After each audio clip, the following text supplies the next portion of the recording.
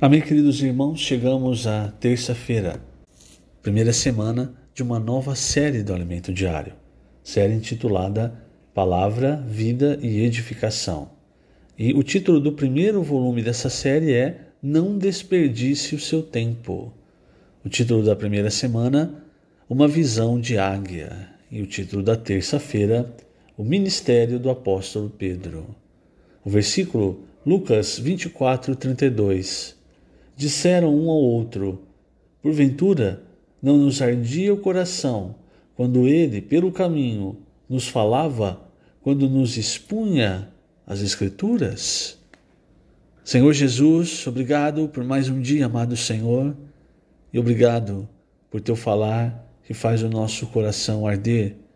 Obrigado, Senhor, pelo teu falar que expõe a nós as Escrituras, o que ainda nós não entendemos, a direção que o Senhor quer para a nossa vida, a direção que o Senhor quer para a sua igreja e que ainda muitas vezes não enxergamos. Por isso, Senhor, nosso coração é de te agradecer pela direção que a tua palavra tem nos dado e também porque podemos desfrutar a tua presença na tua palavra. Obrigado, Senhor. E que essa palavra possa produzir a tua vontade em nós. Dê-nos, Senhor, cada dia mais um coração fiel, um coração obediente, um coração cheio de fé, para crer, receber e obedecer aquilo que o Senhor tem nos falado. Pois nós sabemos, Senhor, confiamos em Ti e sabemos que no Teu coração há o desejo de nos dar a grande salvação, a salvação completa e de nos conduzir ao reino. Obrigado, Senhor, por tão grande amor, por nos conduzir com sua palavra, muitas vezes ainda nós sendo incrédulos, ainda não entendendo e sendo teimosos, mas ainda assim o Senhor tem falado conosco. O Senhor tem nos dado uma palavra cheia de amor, cheia de luz. Obrigado, Senhor. Jesus é o nosso Senhor. Muito bem, queridos irmãos, eu quero tocar em 2 pontos nessa terça-feira. Antes, eu vou ler o primeiro parágrafo da página 10. Isso é muito importante, irmãos, com relação à palavra do Senhor. Estamos vendo quanto o Senhor tem feito em nosso meio atualmente. Esta obra de Deus, pois homem nenhum consegue realizar este trabalho. Devemos adorar o Senhor, pedir-lhe simplicidade para crer em sua palavra e arrepender-nos de qualquer rebeldia, desobediência e dúvida quanto à palavra de Deus. Somente assim poderemos cooperar com Ele para fazer sua vontade, espalhando o Evangelho do Reino por toda a terra habitada e edificando a igreja. Muito bem, irmãos, essa deve ser a nossa posição diante da palavra de Deus. Você não consegue, é importante entender, nós não conseguimos fazer a obra de Deus. Quem faz a obra de Deus é a palavra de Deus. E para isso, quando a palavra sai da boca de Deus, a gente vê isso claro em Isaías, né?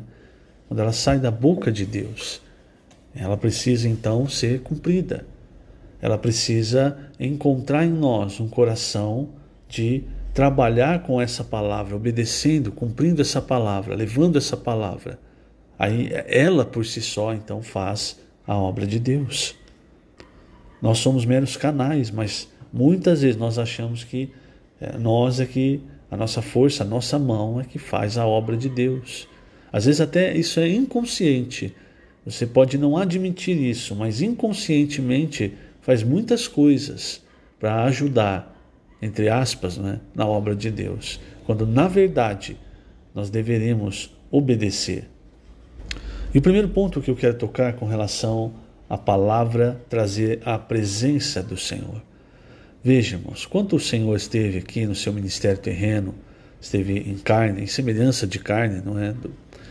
Ele falou a palavra de Deus. Então, em vários trechos, nós encontramos o Senhor dizendo: a palavra que eu estou falando não é a minha palavra, é a palavra que vem do Pai. Ele também disse: eu não busco a minha própria glória, eu busco a glória daquele que me enviou.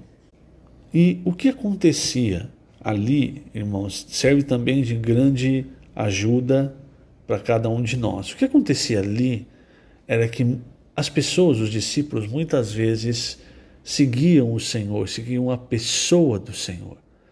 Você tem trechos, né, principalmente no Evangelho de Mateus, que mostravam quão poderosa era a palavra de Deus, porque ele falava com autoridade. Naquela época, irmãos, muitas pessoas seguiam o Senhor, a sua maneira, outros seguiam a maneira do Senhor e outros sequer seguiam o Senhor. Mas fica claro uma coisa ali, você percebe que as pessoas muitas vezes elas olhavam apenas a questão física. Então em Mateus 16, por exemplo, fica claro, quando ele pergunta para os discípulos, quem o povo diz que eu sou? Então eles falam, olha, alguns falam que você é João Batista, até João Batista entrou na história, veja, alguns dos profetas, enfim. Então as pessoas elas olhavam o Senhor e elas caracterizavam o Senhor de acordo com aquilo que elas viam, com a sua experiência, com aquilo que era físico. Muitas inclusive não seguiam o Senhor por causa da origem humilde do Senhor, não é? Então elas diziam, de onde ele nasceu, nós conhecemos o pai, a mãe, os irmãos, dali não vem coisa boa. E aí deixavam de seguir o Senhor por causa disso. Isso é uma grande lição para nós. Nós precisamos aprender a não olhar para aquilo que é terreno, porque é muito superficial. Então, a presença do Senhor, enquanto ele esteve no seu ministério terreno, estava no seu corpo físico, não é? Então os discípulos estavam também acostumados a seguir o Senhor fisicamente, seguir o corpo físico do Senhor. Mas o que o Senhor realmente queria que eles aprendessem era a seguir a sua palavra, a detectar a sua palavra, porque a palavra de Deus traz a presença de Deus. Então, o corpo do Senhor era um em carne, mas quando ele ressuscitou, irmão, não era exatamente igual. O corpo que o Senhor ressuscitou já era um corpo de ressurreição, um corpo espiritual, como Paulo diz em 1 Coríntios 15. Então, nós não sabemos explicar, mas havia diferença. Por exemplo, quando Maria viu a primeira vez o Senhor, achou que era o jardineiro. Ali em João 21, os discípulos eles avistaram o Senhor, mas apenas João, irmão. João era alguém que estava muito próximo ao Senhor. E quando o Senhor falou para eles jogarem, lançarem, as redes ao lado, ali João detectou pela palavra, aquele é o Senhor.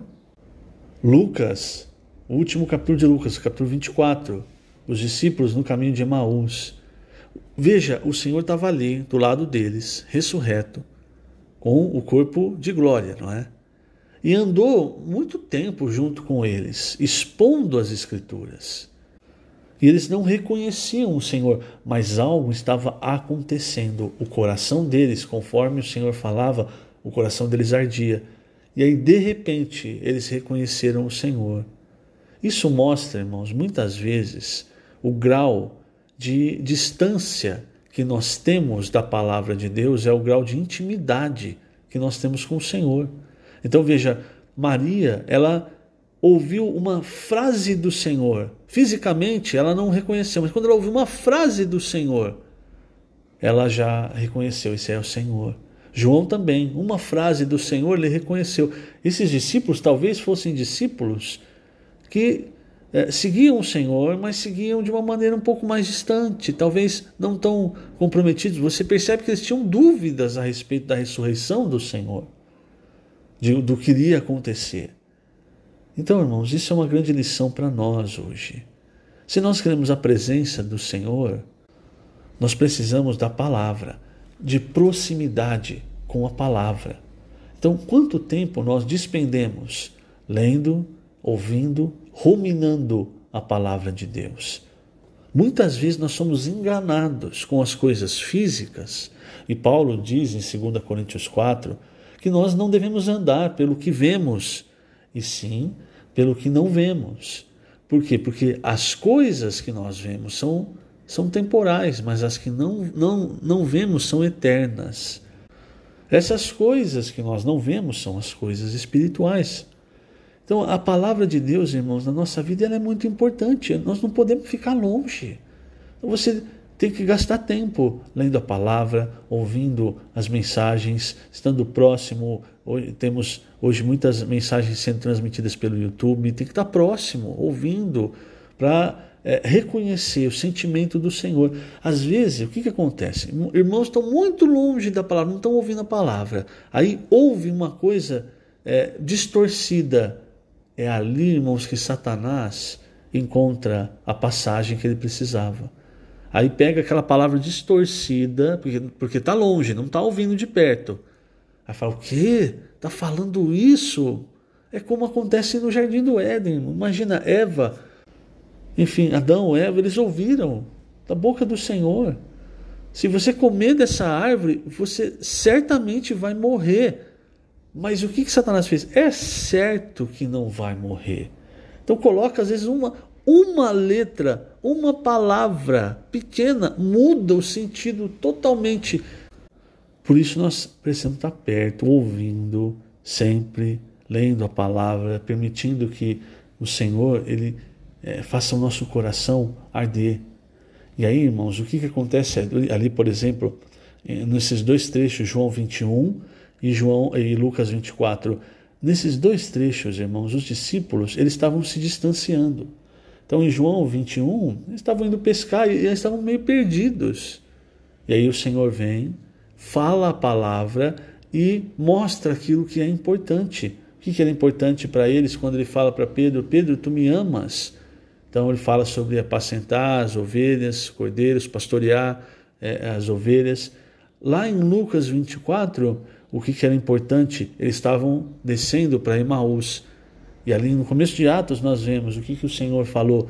Permaneça em Jerusalém para receber a promessa do Espírito exterior, do Espírito de poder. Então eles estavam indo para Emaús. Quando o Senhor falou com eles, o que aconteceu? Eles voltaram para Jerusalém. Então você percebe como a palavra, e aí entra a palavra profética, ela é para nos dar a direção. Por isso eu digo que a palavra profética é a misericórdia do Senhor para nós. Porque senão, irmãos, nós tomamos as rédeas da nossa própria vida e muitas vezes tiramos de Deus o lugar que é de Deus, o lugar de decisão. Eu escolho o que na verdade deveria ser escolhido por Deus. E até muitas vezes, irmãos, para corroborar essa escolha, nós usamos coisas espirituais. Mas o final, irmãos, o final disso tudo não é um final positivo. Bom, vamos tocar o segundo ponto. O segundo ponto, irmãos, diz respeito ao ministério do apóstolo Pedro. Para nós falarmos, nós vamos entrar nessa série nos escritos do apóstolo João, começando principalmente pelo seu evangelho. Mas antes, irmãos, nós precisamos tocar no ministério de Pedro. Qual que era o ministério de Pedro? Então, em Mateus capítulo 4, versículos de 18 a 20, diz assim, caminhando junto ao mar da Galileia, viu dois irmãos, Simão, chamado Pedro, e André, que lançavam as redes ao mar, porque eram pescadores. E disse-lhes, vinde após mim, e eu vos farei pescadores de homens. Então eles deixaram imediatamente as redes e o seguiram. Então o ministério de Pedro, irmãos, ele está ligado a essa frase do Senhor, eu vos farei pescadores de homens. Quando o Senhor morreu, ressuscitou e ascendeu, fica claro ali em João 21 que o Senhor deixou a liderança, havia comissionado Pedro com a liderança. E não era uma liderança, irmãos, um cargo que você tem lá ali um papel, uma estrelinha. É algo espiritual, é algo que até os discípulos, irmãos, eles sentiam isso, eles percebiam isso. Tanto é que quando acontece os acontecimentos de João 21, eles estavam pescando, quem tomou a iniciativa de pescar foi Pedro, os discípulos o acompanharam. Por isso, ali, depois que eles comeram na praia, o Senhor falou diretamente com Pedro. Ele poderia ter falado com todos os outros, mas ele interpela Pedro. Por quê, irmãos? Porque ele sabia que Pedro exercia essa liderança e é algo dado por Deus. Então o ministério de Pedro, irmãos, é o ministério de lançar redes e pescar homens para a igreja, tirar os homens do mar, que representa o mundo. E Pedro, irmãos, em Mateus 16, o Senhor havia dito que ele receberia as chaves do reino dos céus. E ali, em Atos 2, Pedro, então, junto com os 11 discípulos, ele fala a palavra profética. O que é a palavra profética? É a palavra que dá a direção de Deus. Ontem eu li Hebreus 2. Hebreus 2, veja só, versículo 3, ele fala: como escaparemos nós se negligenciarmos tão grande salvação, a qual, tendo sido anunciada inicialmente pelo Senhor, foi-nos depois confirmada pelos que a ouviram. Quem é esse pelos que a ouviram? Primeiramente os apóstolos. Então, aqueles que acompanharam o Senhor. Então, essa palavra, ela foi passando, foi chegando até nós. E aí o versículo 4 fala: dando Deus testemunho juntamente com eles por sinais, prodígios e vários milagres. Então, ali no dia de Pentecostes, em Atos 2, enquanto Pedro falava, línguas de fogo apareceram e os discípulos começaram também a falar na língua daqueles que estavam ouvindo. E ali muitos judeus creram no Senhor, e ali abriu-se então a porta do reino dos céus, para que primeiramente os judeus entrassem. Depois, em Atos 10, acontece algo semelhante, mas agora com os gentios na casa de Cornélio. E novamente, quem estava ali? Pedro. Então veja, irmãos, como Deus usou o ministério de Pedro para abrir a porta do reino dos céus, tanto para judeus como para gentios. Então, aqui, nesse momento, irmãos, o canal pelo qual fluía a palavra profética era Pedro. Não tem como negar isso olhando a linha do que nós vemos nos evangelhos, em Atos. Depois, como nós vamos ver, o Senhor levantou o apóstolo Paulo e deu uma direção clara para ele e para os gentios, até por causa da dificuldade que Pedro tinha. Mas aqui você vê claramente o ministério de Pedro, irmãos, o ministério de pescar homens, para trazer os homens ao reino dos céus. Depois nós vamos ver o ministério do apóstolo Paulo chegando no ministério do apóstolo João, mas isso nós vamos ver depois. O ministério, irmãos, que cada homem tem diante do Senhor é para o ministério, que é o ministério de edificação do corpo de Cristo. Paulo, em 2 Coríntios, ele nos mostra claramente essa questão do ministério e do ministro. Eu não posso usar o meu ministério, algo que Deus me concedeu, em prol de mim mesmo. Eu preciso sempre usar para a edificação do corpo de Cristo. Quando eu estou em primeiro lugar, quando me interessa mais o meu ministério, ao invés da edificação do corpo de Cristo, isso sempre vai causar divisão. É por isso que Paulo, em Romanos, no final de Romanos, ele diz o seguinte, capítulo 16, versículo 17: rogo-vos, irmãos, que noteis bem aqueles que provocam divisões e escândalos, em desacordo com a doutrina que aprendestes, afastai-vos deles. Porque esses tais não servem a Cristo, nosso Senhor, e sim ao seu próprio ventre, e com suaves palavras e lisonjas enganam o coração dos incautos. Veja, irmãos, por quê? Sempre que alguém usa o seu ministério para si, pensando no seu próprio ventre, trazendo pessoas para si com palavras e lisonjas, mais ou menos o que Absalão fazia na rebelião contra Davi. Absalão, ele ganhava o coração das pessoas para si. Ele usava da sua beleza, aquilo que Deus havia dado para ele. Ele usava da sua beleza, da sua eloquência, a favor de si mesmo, irmãos. Sempre que isso acontece, você pode olhar a história da Bíblia, Antigo e Novo Testamento, sempre que isso acontece, o resultado, irmãos, é divisão, o resultado é morte. E quem está por trás de tudo isso? O inimigo de Deus. Por isso, no versículo 20, Paulo disse: o Deus da paz, em breve, esmagará debaixo dos vossos pés a Satanás. A graça de nosso Senhor Jesus seja convosco. Então, irmãos, fica claro ali. Imagina, por exemplo, se os 11 discípulos, os 11 apóstolos ali, ao invés de apoiarem Pedro, tomando ali a frente, falando a palavra, imagina se eles dissessem, não, mas peraí, mas eu sou apóstolo também. Eu também quero ter o direito de falar, eu quero ter minha parte de fala, meu quinhão de fala. Olha, irmãos, a obra ali estava aberta para todos.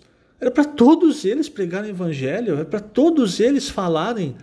Mas a liderança, irmãos, ali fica clara. A liderança era de Pedro. Uma liderança dentro daquilo que o Senhor ensinou.